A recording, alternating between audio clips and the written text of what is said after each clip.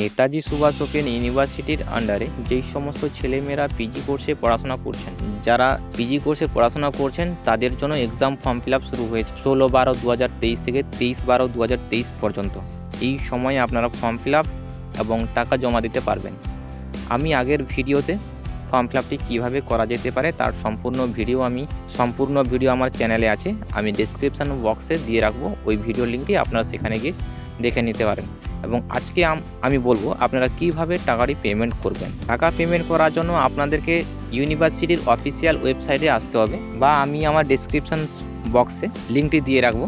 লিঙ্কটিতে আসার পর আপনাদের সামনে এইভাবে একটি ইন্টারফেস শো করবে। দেখুন ডান দিকে লেখা আছে ইউজার অথেন্টিকেশন। যারা ফর্ম ফিল আপটি করেননি আপনারা এখানে এনরোলমেন্ট নাম্বার এবং ডেট অফ বার্থ সিলেক্ট করে আপনারা ফর্ম ফিল আপটা করে নেবেন আপনার পেপারগুলো চুজ করে।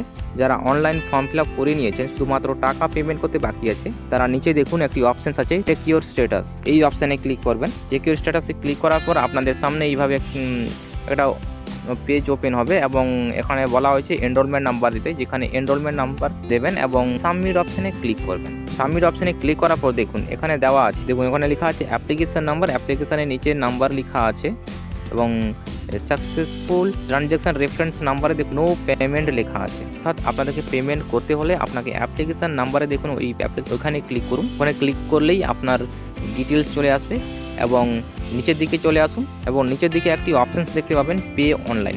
অনলাইনে ক্লিক করুন।